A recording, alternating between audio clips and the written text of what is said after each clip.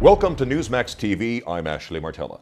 Joining us from Washington, D.C. is Larry Sabato, political science professor at the University of Virginia and director of the school's Center for Politics. He's out with a new book about the 2010 midterm elections entitled Pendulum Swing.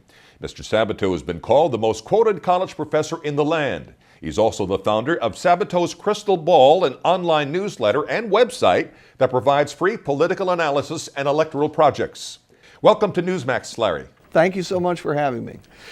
You say your website was the first nonpartisan group to predict flatly and publicly that the GOP would win the House of Representatives back by a comfortable margin. A number of experts, Dick Morris for one, says the GOP can take back the Senate in 2012. Are you making predictions about the Senate? Well, it's early, but I think the Republicans have a very good chance to take back the Senate in 2012. And if by some chance they miss it by a seat or so, they're almost certain to take it in 2014. And the reason is obvious. If you look at the seats that are up in 2012 and 2014, you'll find that there are almost twice as many Democratic seats up as Republican seats. And then when you look at the Democrats who are actually on the ballot, it's many of the weaker, more vulnerable Democrats who are coming up for re-election in those 2 years. So yes, I think the Republicans have a very good chance to take the other House of Congress in either 2012 or if they miss it in 2012, in 2014. Along the lines of what you just mentioned, which Democrats do you see as most vulnerable in 2012? In 2012, I think you'd have to include John Tester in Montana, Claire McCaskill in Missouri, Jim Webb in Virginia if he runs, Bill Nelson in Florida. Of course, there's an open North Dakota seat that is almost certain to switch from Democratic to Republican. And there's some others. As you look around and you realize who might run on the Republican side and who is running on the Democratic side, I think there are a good half a dozen seats, maybe more, that Republicans are in close contention for. And there are really only one or two Republican incumbents who are in any kind of real trouble. Which are those? Scott Brown in Massachusetts, simply because it's Massachusetts. And I happen to think he's likely to win re-election, but if there is coattail, if Obama wins Massachusetts handily for president, it's possible a Democrat could pick up that Senate seat. And the only other Republican who would be in trouble in November, if renominated, would be Senator John Ensign from Nevada because of scandal. My guess is that Ensign isn't going to be nominated again by the Republicans, and the Republican likely to challenge him, Congressman Dean Heller, will probably win the seat.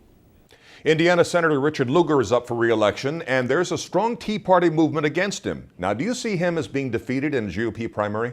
Look, it's a real possibility. I think he has to take Murdoch, the state treasurer Murdoch, very seriously. It's possible he could lose the primary, though he has a lot of strengths.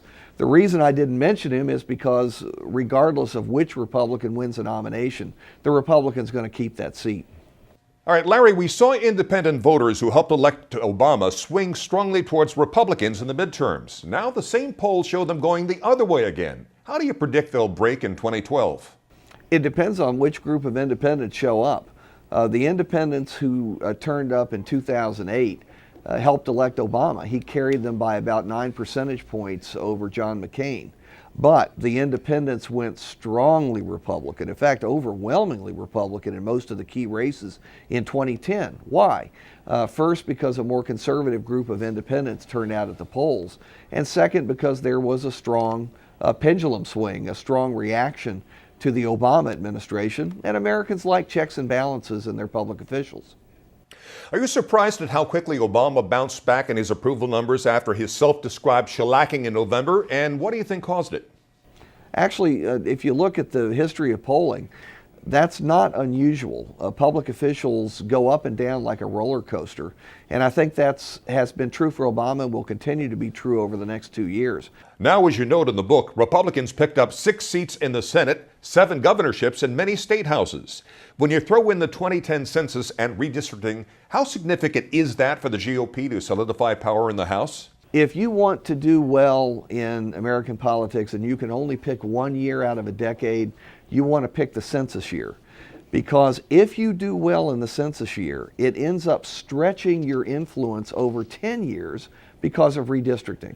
And the Republicans did better than they have done since the period of two-party competition began in the 1960s and the Supreme Court required one person, one vote. This is a very significant development for the Republicans. They've never been in a better position in any redistricting year after any census in this period of time. So I expect the Republicans to pick up not just members of the House of Representatives, they're going to pick up a lot of state legislators.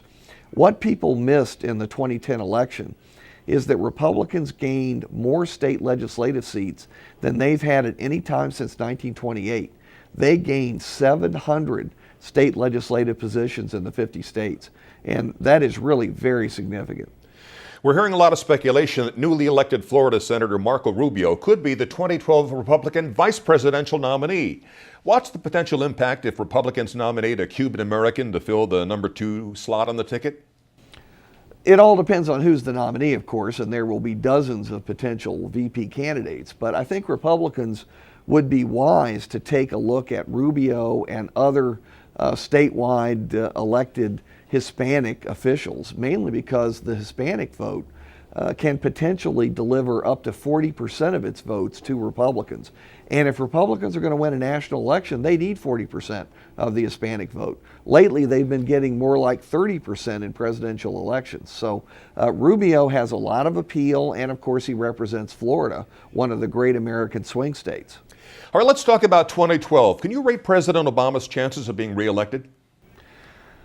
Look historically, by a margin of about 2.5 to 1, presidents who sought another term have in fact won another term. Now, that means it isn't unanimous. It means that there's a real measurable possibility that he won't win a second term, but the odds start out with Obama. But of course, almost everything depends on, first, the state of the economy, and nobody knows what that's going to be in 2 years, and second, what former Defense Secretary Donald Rumsfeld might call the unknown unknowns. What are the shocks that could occur domestically? What are the shocks that could occur internationally that would change the picture, not just economically, but also socially and politically? Okay, quickly, can you give us your take on the chances of some of these GOP candidates? First, Sarah Palin.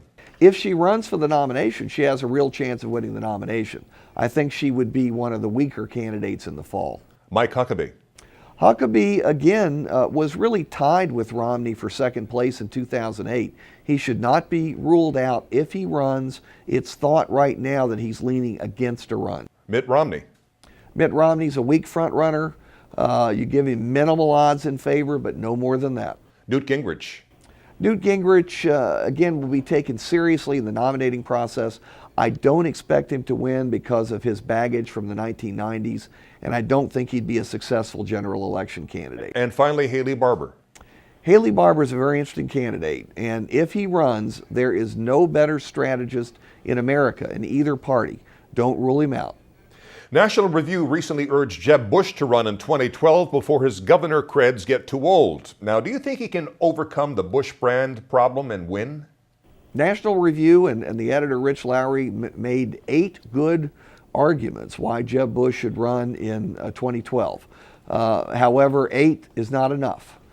He's not going to run in 2012. He may run in 2016. And I think the reason he will wait is to allow more time for the Bush dynasty issue to fade. Remember how that affected Hillary Clinton. It's a real issue. Americans, in a nonpartisan way, are concerned about the issue of dynasty. Again, the name of his latest book, Pendulum Swing. Larry Sabato, it's been a pleasure talking with you, sir. Thanks so much. Thank you very much, Ashley. And thank you for watching Newsmax TV.